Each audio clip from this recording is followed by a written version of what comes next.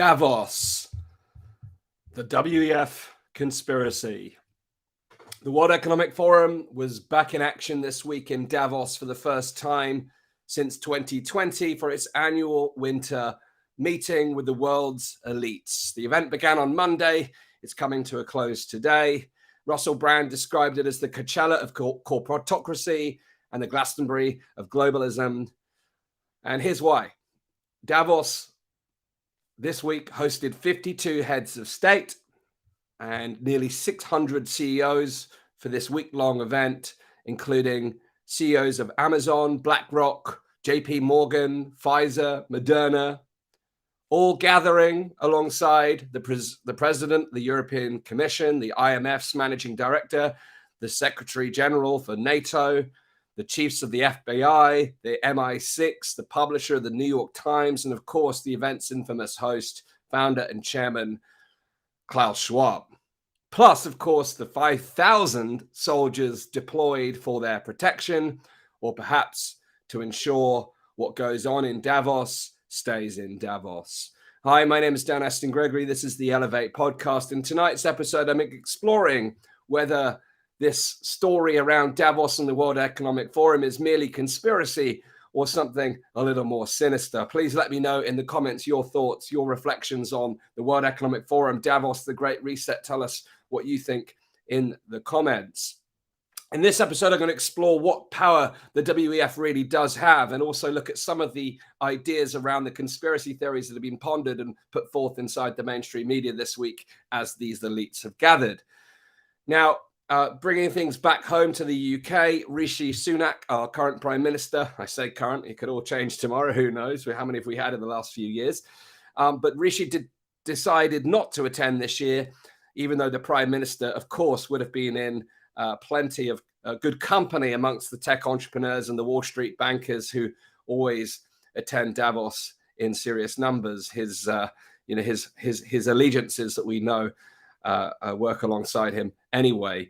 And according to a Guardian columnist, not that that's any grain of truth or indicator of truth, it's a matter of frustration, according to this particular economist, that the World Economic Forum's agenda is not being followed by the UK government and that the UK government is not using Davos to sketch out its global agenda.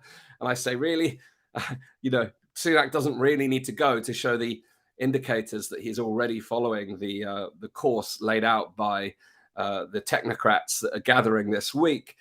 But both the Prime Minister and the Chancellor, Jeremy Hunt, thought that mingling with the world's global elite whilst Britain is gripped with the cost of living crisis may appear to be bad PR.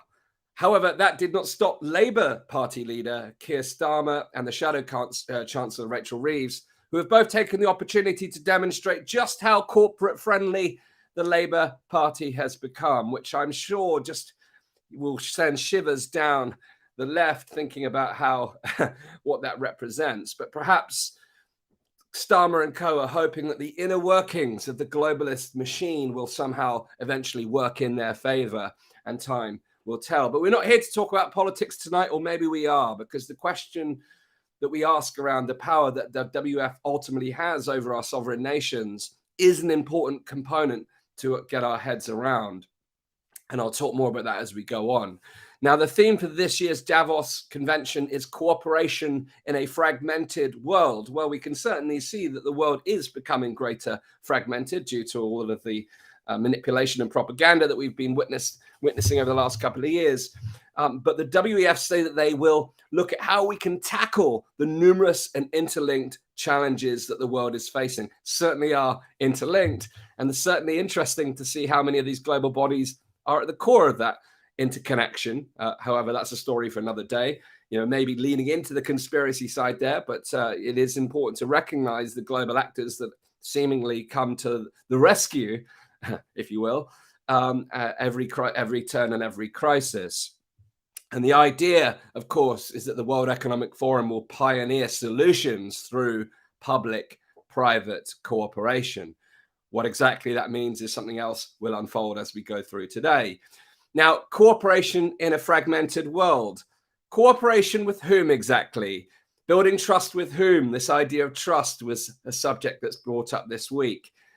It's not exactly cooperation with us, Joe Public, I think. Cooperation amongst corporations,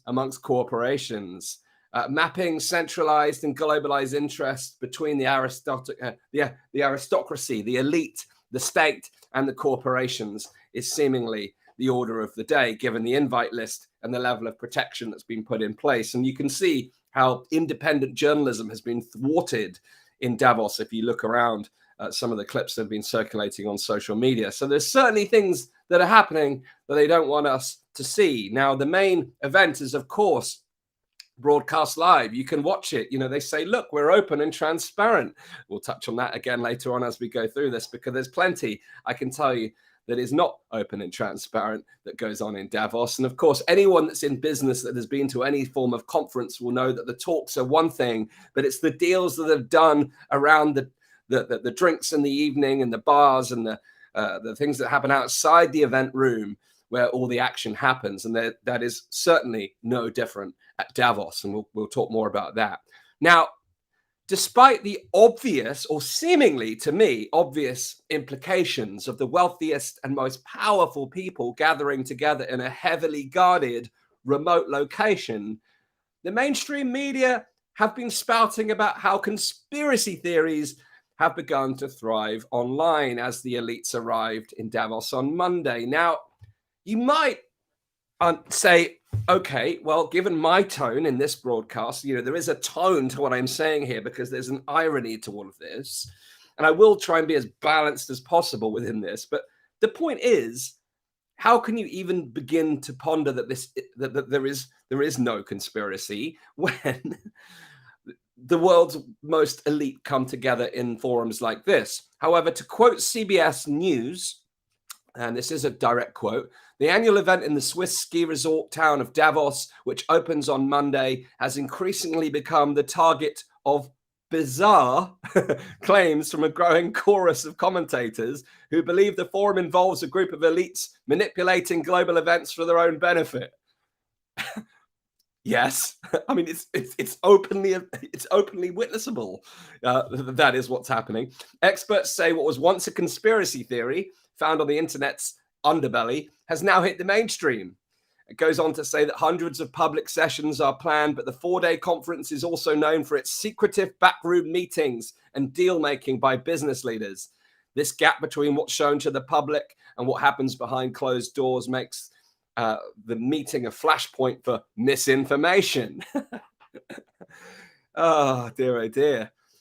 Oh dear, oh dear. I mean, there's so much I could say, but just those statements. And as I was saying, you know, any of you who have been to business conferences know that the latter is true. It's the deals that are struck outside of the room, the connections that are made that really have where the influence and power is. And that is the piece that is not visible to the public.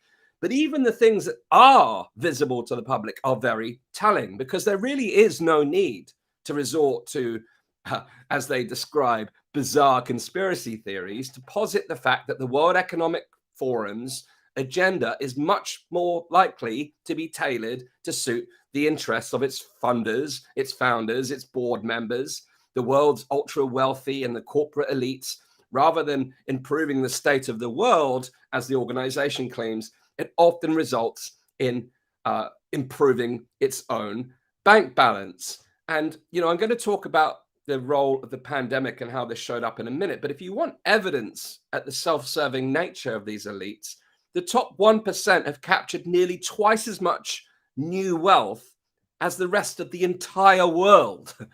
Nearly twice as much wealth than all of the entire world combined, according to Oxfam's annual inequality report, which was released last Sunday. Their fortunes soared by 26 trillion during the pandemic period, the period of the COVID chapter.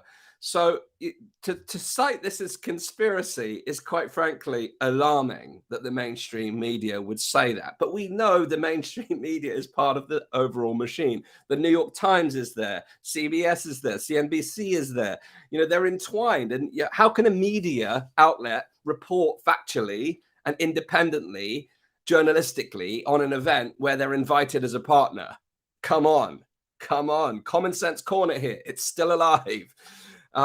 Now, given all the secret meetings at Davos, it wouldn't be unreasonable to suggest that the WEF is secretly trying to use its global political influence to pursue a political policy agenda.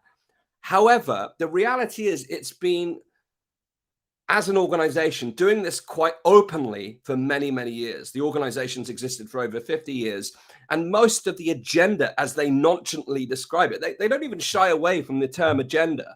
You know, they ran an event which was all about grand narratives recently, you know, shaping the narrative, shaping the agenda. They don't even hide from it. You know, there is no conspiracy. So even though these secretive meetings do indeed occur at Davos, quite frankly, they are very open about their plans. You know, there is really no secret agenda. Most of it's laid out in the open.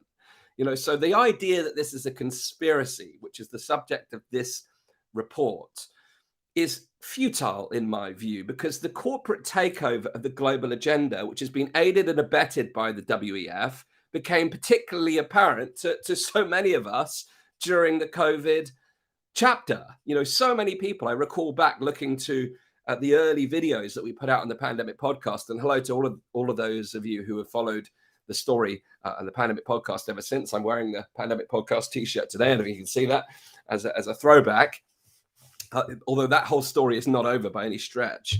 But so many people commented, this is the Great Reset, this is the Great Reset.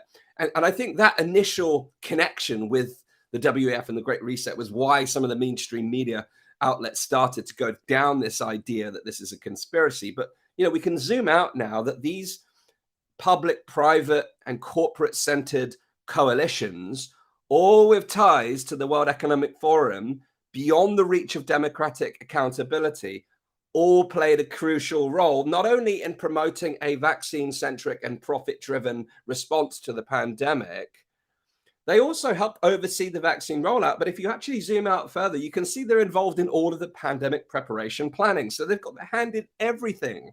You know, everything from the big tech censorship to the way that this is unfolded. The WEF and its cronies have their hand in everything. And if you can't see that by now, I'm sorry. Like, if you're watching this as a new viewer and you're like, what's this guy on about? I'm sorry, there is no hope. I'm sorry, there simply is no hope. But in simple terms, and I jest, you know, please do watch on. You know, there is no judgment here. We're all on the same team. You know, we're all here trying to do our best for humanity in some way. I think some of us are, at least, anyway. But in other words, the pandemic brought the consequences of the World Economic Forum's decades-long globalist push into clear sight. So that is no conspiracy. You know, their agenda became very, very clear, and to a lot of people very quickly, because the interconnections, as they call it, were very, very visible. And as I mentioned, they were very happy to profit from the crisis too. So clearly, question marks are raised. But what's more troubling, if the pandemic chapter itself wasn't enough, it's now that the World Economic Forum is promoting the same top-down, centralized, corporate-driven approach to a wide range of other domains, whether it's the energy crisis, the food crisis, the healthcare challenges, the global surveillance policies. They're all stemming from the same centralized source with equally dramatic and either intended or unintended consequences. Because, you know, the last 2 years was a classic example. Whether things were done innocently or not, it was so myopic that the second order consequences of policy decisions were clearly not taken into account, because we're feeling the hard effect of that now. And we can debate till the cows come home whether it was deliberate or an unintended consequence. But the reality is those consequences are clear to see. And it's predictable. And I come up with this theory now that where human beings try to intervene in natural processes or with excess intervention, it's always going to end up with worse side effects than the actual original intervention. So all of the stuff that's happening around climate now, the net zero agenda, which is again widely linked to the WEF. And I always feel like whenever I talk about climate, because it's so intense, that discussion, I have to kind of underscore the fact that I love our planet and I really do care about the environment, and I want to live, and I want my boy to grow up in a world where he has clean air, clean water, all these things. But I don't want him to live up in a world, grow up in a world of tyranny, which is exactly why I do this every single day, to try and figure out how we can find a path ahead that is a different path to the one offered by the World Economic Forum. So, in my view, it would be wrong to view any of this as a conspiracy, since the World Economic Forum has always been very candid about its objectives, that they're not hidden at all. Now, this is simply the inevitable result of a multi-stakeholderist approach, which is a conversation we can explore more in another episode. But it's all about this private-public partnership, these this philanthropy, and the voices that belong to these groups having greater influence over global affairs than governments themselves. That's the realistic outcome from this idea of the multi-stakeholder or the stakeholder governance approach, where corporations effectively have greater dominance over state than any individual political actor. Yet, the reason why governments often seem so willing to go along with these policies, even in the face of widespread social opposition, and let's face it, the story around the Oxford low traffic zones, these 15-minute cities, and the ULEZ setup in London, where there's been great resistance, the politicians aren't paying attention, and they're not paying attention to any of the resistance during the height of the pandemic. Why is this? Well, the WEF strategy over the years has not just been to influence governments and shift power away from governments, but also to infiltrate governments around the world. Now, that word infiltrate might raise alarm bells for some people. It sounds radical. It sounds radical. How can that be true, Dan? Well, let's unpack it, shall we, and look at the facts. The World Economic Forum has largely achieved a level of infiltration, I'm happy to use that word, through its program known as its Young Global Leaders Initiative, which is aimed at training future global world leaders. Now, this particular initiative was launched in 1992, 30 years ago. At the time, it was called Global Leaders for Tomorrow. And the initiative has spawned many globalist-aligned heads of states, cabinet ministers, and business leaders. You know, it's got its tentacles, and this is a slow burn. This is a long-standing process. It's got its tentacles in the web of how the world operates through politics and business and other stakeholder organizations. Let's look at some examples so that I can prove to you this is not merely conjecture. Tony Blair, for instance, who spoke at Davos this week on, guess what, vaccine passports and digital IDs. He's really got the bit between his teeth. You know, good old war criminals. Let's give them a podium and let's give them a medal. It says a lot about our society, doesn't it? Where are our values right now? This is a values crisis more than anything, in my view. But he was a participant not only at Davos this week, but he was a participant at the very first Global Leaders of Tomorrow event hosted by the World Economic Forum. In fact, the early intakes was packed with future leaders, including Angela Merkel in Germany, Viktor Orban, Hungary, Nicolas Sarkozy in France, and Jacinda Ardern in New Zealand, who's recently stepped down after a tyrannical period in New Zealand. So these people have been part of the overall infrastructure, the mechanisms of the World Economic Forum since very early stages in their own development. You could say they're being groomed. I don't like that word, but groomed for future leadership positions. And these, you have to look at the influence that these bodies have. And, you know, the leadership change in the United Kingdom recently, where it switched very quickly to Sunak, I'm entirely convinced that the machine was part, you know, regardless of what you think of Liz Truss or Sunak is clearly, despite the fact he's not at Davos this week, he's clearly part of the club, you know, and Truss, you know, he may have had connections, but I think she was taken out. You know, I think this is all part of the machine. Now that is speculation. I cannot prove it, but there crazier things have happened. Now, if we can go another stage further, I've given you some examples. In 2017, Schwab admitted publicly to having used the Global Leadership Program to penetrate the cabinets of several governments. You know, if you reacted to the word infiltration, how did you react to the word penetrate, used by Klaus Schwab himself? Penetrate the cabinets of several governments, adding that as of 2017, more than half of Canadian Prime Minister Justin Trudeau's cabinet had been members of the Global Leadership Program. Says it all. It says it all. For those of you who've been looking at Canada and thinking what just happened to what appeared to be one of the most civilized nations in the world, similarly with New Zealand, to be fair, how they both turned incredibly tyrannical in such a short period of time. Of the origin story as to why that's happened in such a way.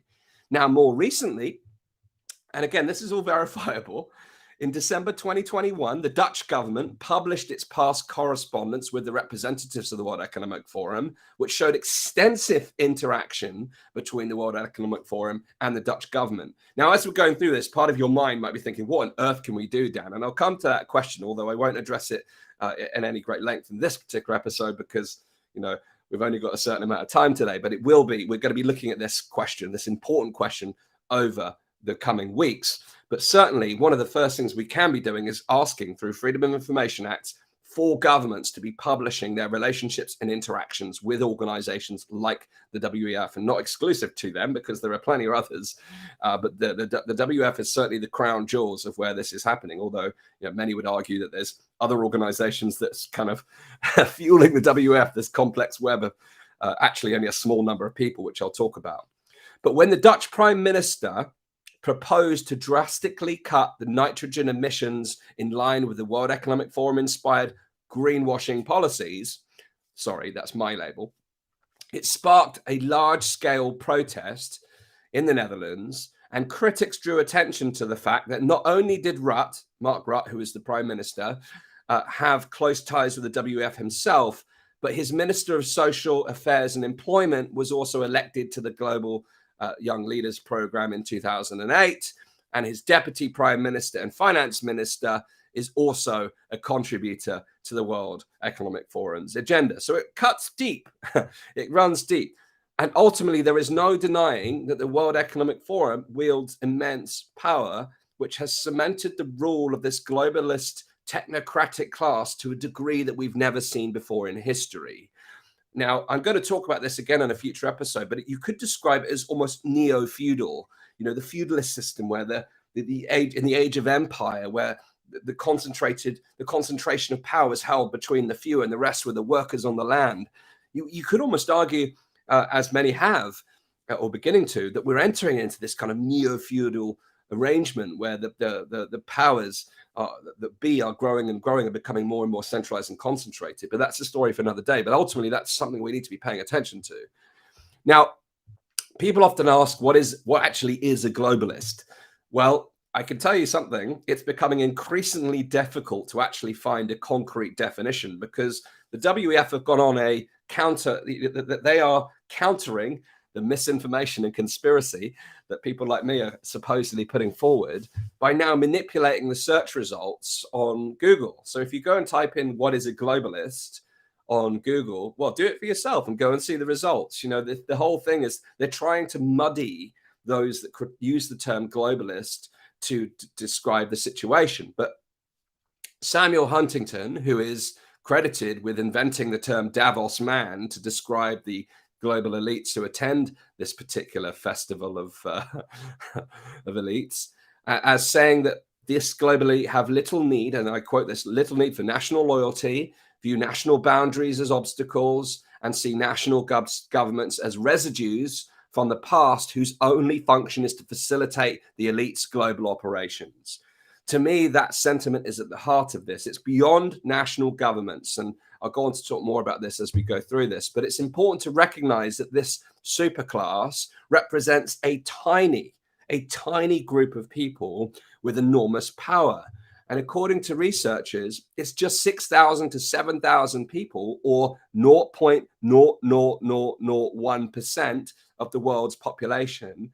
And yet this tiny group wield more power than any social class in the entire global history of humanity, which highlights the real risks of the centralization of power through this non-democratic, intergovernmental organizations like the WEF. And you could argue, that the of that 6,000, 7,000 people who kind of run the world, the even smaller group that represent the World Economic Forum is probably at the core, the beating heart, alongside other similar organizations. So in its own words, the WEF, its purpose is to redefine the international system as constituting a wider, multifaceted system of global cooperation, there's that word, cooperation in a fragmented world, in which intergovernmental legal frameworks and institutions are embedded as a core, but not the sole and sometimes not the most crucial component. Now, this, at the crux of this statement, you might think, well, global cooperation, legal frameworks, intergovernmental activity, it might sound innocuous if you hadn't listened to the last 20 minutes or so of what I've just been talking about. But this whole multi-stakeholder public-private cooperation philosophy neatly encapsulates the basic tenets of globalism, which insulates policy from democracy. It transfers decision-making to not even the international level, but to the supranational level, away from national state governance, by placing this self-selected group of unelected, unaccountable stakeholders, mainly corporations, in charge, and it places them in charge of global decisions concerning everything from pandemic responses to energy, food production, media, and public health. Now, for some, that might seem far-fetched, but given everything I've already shared with you, wouldn't it certainly raise your eyebrow at the level of influence that this group has? So that's why when people reduce this to a conspiracy, I can't get my head around it. When you have literally the most influential, powerful people galvanizing together, influencing global policy, indirectly and directly, placing their stooges in governments, bypassing the democratic process. And if there's someone on this live broadcast that believes that we have a functioning democracy, or you have a functioning democracy in your nation, type in the chat. Give me the evidence. I'd love to see it. You show me that these corporates don't have greater influence on governments than the people, and I will eat my hat. Good luck to that. Now, this whole process, you could argue, is a very fancy way of describing neo-fascism. Fascism is a strong word that conjures up dictators and brutality and genocide. And some people would argue that's still what it conjures up today. But actually, if you strip it to its core, it's about corporate influence over government. We need to remove the kind of extreme view on it and actually just take it to its core and see that the extreme views have come as a consequence of that dynamic, which we're now witnessing today, undisputably so. So the idea with all of this is that global decision-making should not be left to governments and nation states, but rather than following the post-war multilateral framework enshrined in the United Nations, but instead move away from that and instead involve a whole range of non-government experts and multinational corporations to determine our future. Now, the most symbolic example of the World Economic Forums, and if the infiltration of governments wasn't enough, check this out. The most symbolic example, according to me, in my humble opinion, is that when the WEF put forth their controversial strategic public-private partnership agreement with the United Nations in 2019, which the UN signed, many viewed that as putting the United Nations at the mercy of the World Economic Forum agenda through its private-public cooperation push. Now, this is no conspiracy. This is a document, a strategic partnership agreement between the WEF and the United Nations. Now, the United Nations is supposed to have the interests of the people at its heart. How can it do so when it's got in bed with the corporations and the global elite? I'm not saying that we shouldn't work in collaboration with corporations, or indeed philanthropists and other high net worth individuals, of course. But when you take the power away from state governance, but also international governance, and place it at the mercy of organizations like the WEF, that should raise real strong alarm bells, because that is a giant leap away from democracy and a huge step forward to fascism. So again, we have to get some of these words I've used might cause alarm for some people. So, well, it's stretched too far, Dan. Just look at the basic etymology of these words. Look at the simple definition of what fascism really means. This is a form, in my view, of neo-fascism, where the global elites and the corporations have more influence than governments themselves, and that should raise alarm bells. And if this isn't enough, well, check out the reaction. According to an open letter signed by more than 400 civil society organizations and 40 international networks at the time, they stated that the agreement represents, I quote, a disturbing corporate capture of the United Nations, which moved the world dangerously towards a privatized global governance. So you can call it a conspiracy all you like. You really can. If you think that's going to serve your future, if you think your future is going to be better off by reducing this all to conspiracy, good luck to you. Good luck to you. But the reality is these organizations have an enormous power over the way the world is being run. And if you've been paying any attention, any shred of attention the last couple of years, you can see that that influence is quite keen on surveilling us, locking down our freedoms, taking away our rights, and ultimately pursuing this neo-feudal state. Now, this letter in opposition in 2019 went on to state that corporate leaders will become a whisper advisor to the heads of the UN system, using their private access to advocate market-based profit-making solutions to global problems whilst undermining real solutions embedded in the public interest and transparent democratic procedures. So the alarm bells were raised in 2019, yet this thing still went ahead, and look how much progress has been made since in the last 3 years. You really have to have your eyes closed to not notice the impact that this organization is having around the world right now. So when it gets reduced to conspiracy, basically to get people to close their eyes again, you have to be very afraid of the machine and how it's operating, because guess who's influencing the machine? Guess who's influencing the media machine? Guess why the search engine results, when you type in what is the globalist, you don't get an accurate definition, you just get smearing. This is a very concerning time. And by the way, talking of transparency, you would have thought, given all of the preaching, that the World Economic Forum is the epitome of transparency, but it doesn't even engage in the most minimal amount of transparency through any form of public disclosure. And it constantly yet preaches to corporations that we need to follow this ESG, social governance, all of these different environmental social governance strategies, yet it won't even follow its own protocols. Now, in closing, the WEF was founded over 50 years ago. So what we're experiencing today represents the amalgamation of power over decades. It's like a boiling frog, the slow boiling frog. We're now seeing the bubbles, bubbling to the surface. And the reality is the World Economic Forum has had very little competition along the way. In a free market environment, you'd expect, some level of competition, but actually, you could argue that it's become a monopoly, like many others, like Amazon and Facebook and Google. It's an entity of its own, and it's had very little private competition, but it's also had no competition from any organization, let alone governments. Any non-governmental organization or government. So it's had this unwielding power, this unelected, undemocratic power, and now it has this significant influence over our life. Now, I appreciate if you're watching this, you're thinking, what can we do? What can be done? And that is the overarching question that we should be asking ourselves. What can we do?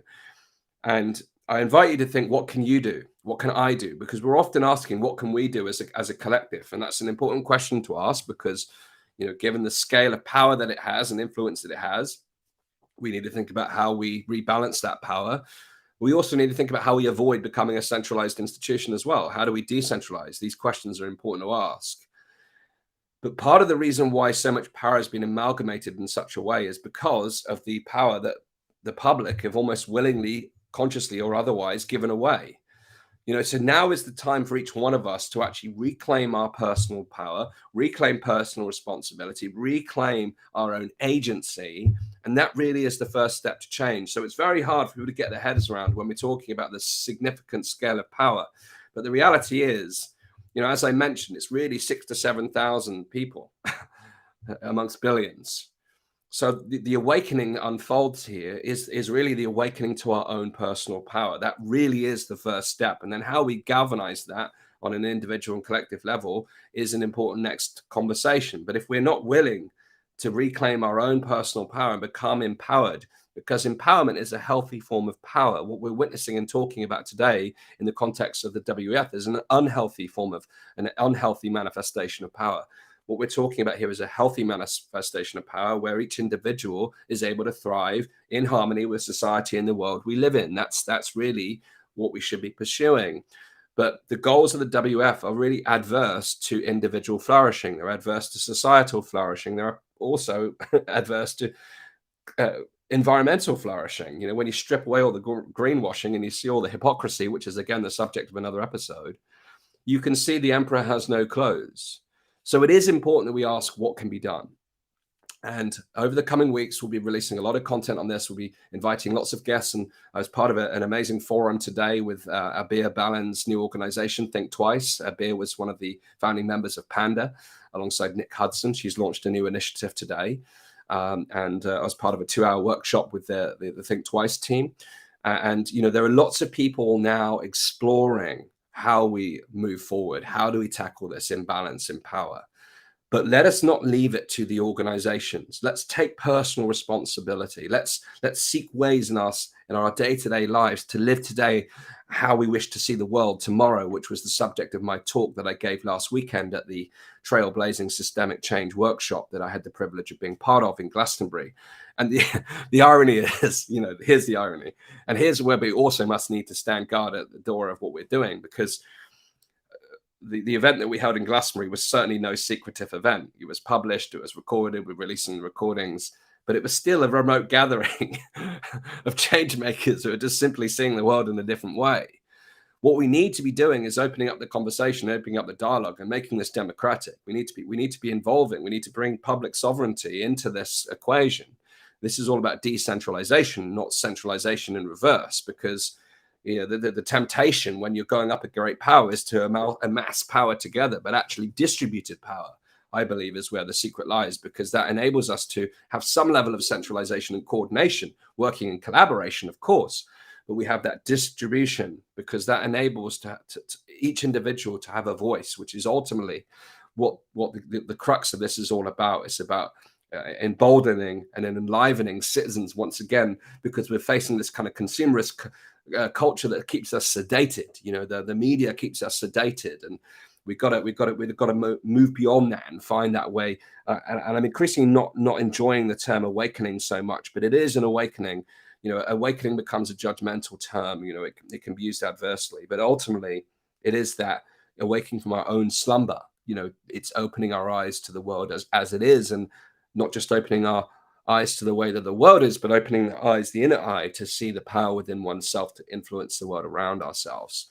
So the question of what can be done is something we're going to explore over the coming weeks, months and years, undoubtedly, because it's taken 50 years for this thing to build its power. I'm pretty sure it is also built with the seed of its own demise, but there are things that we can do over the weeks ahead that can really start to make a difference. And it is changing. Like, the reality is, if you zoom out far enough, you look to history, you can see that things like this happen all the time, and they do pass. So this too shall pass.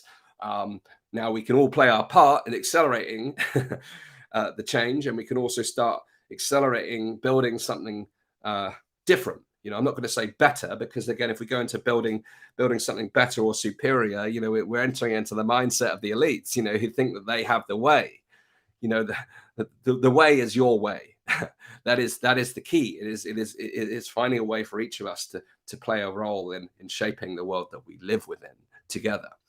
So next week, when I come back on Monday, I'll be exploring what went on in Davos this week. I've kind of today given you a flavor of how the mechanism works. Next week, we're going to recap the conversations that have taken place, at least those that have happened publicly. We can see and hear what's happened at Davos, so we can get an understanding of the overall trajectory. And the last 2 years has given us a really clear indication of where that trajectory is heading. You don't need to be a rocket scientist to pull it apart. But on Monday, I'll be sharing my evaluation of what went on at Davos. So tune in on Monday. And then we're going to start opening up the conversation about what it's going to take to restore the balance of power. So if you're not already part of our community, the Elevate community, I encourage you to go to weareelevate.org. That's weareelevate.org, and join our Changemaker community, where we're having conversations like this every single day. And on Monday evening, I would like to invite you to join our free event, which is the debrief of the Trailblazer Systemic Change event that I've just referred to, that took place in Glastonbury, because over the course of 2 days, we explored all kinds of strategies, processes, and frameworks for creating systemic change. And at the heart of all of that is this rebalancing of power.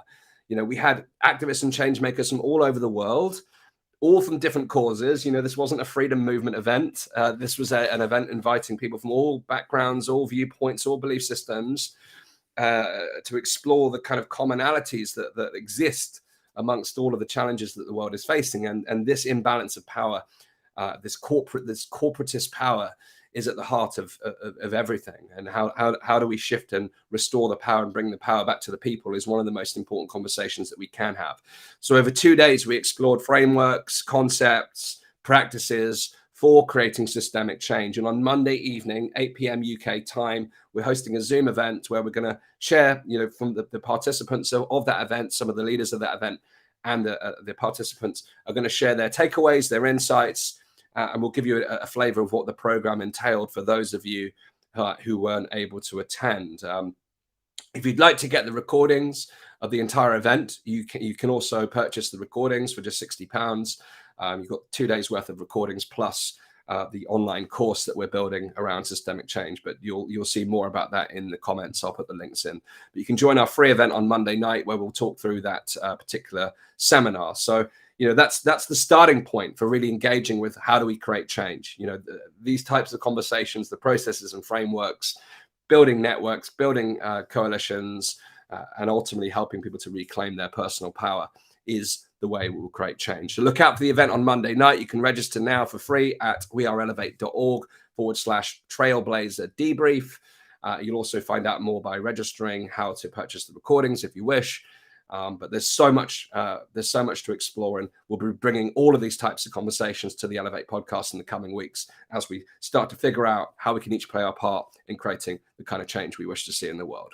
So thanks very much for tuning in. If you found this interesting and valuable, please hit the share button. It's nearly 45 minutes of content here tonight, so it's a long stretch, but I believe that those of us in the world who've been paying attention for the last couple of years are pretty clued up around how this mechanism works.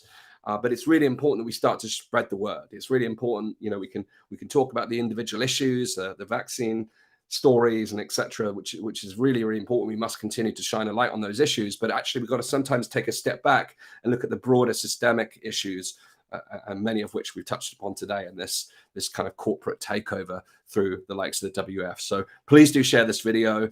It's also available on YouTube, Facebook. It's available in multiple locations: Rumble, Odyssey, whatever platform you prefer to use. Take the video. Please do share it. Help people to understand how the way the world is unfolding is being manipulated. It's important that we have a shared understanding of how this is unfolding. Now, if you're watching this and you think differently to myself, or you have a different take on it, put it in the comments. Share any other resources that you have, any other links. This is important that we have a dialogue. It's important that we have a conversation. If you see things differently, you think there's different influences, tell us about it. Put it in the comments. Share your views. That way we can all become more informed, and we can also get into the nuances of all the different perspectives that helps us give a more whole and holistic understanding of exactly what's happening in the world and how we can influence it. So thanks again for tuning in. Again, if you're not a member of the Elevate community yet, head over to weareelevate.org. Come and join the conversation, and I'll see you again on Monday. Thank you so much for tuning in, and have a great weekend.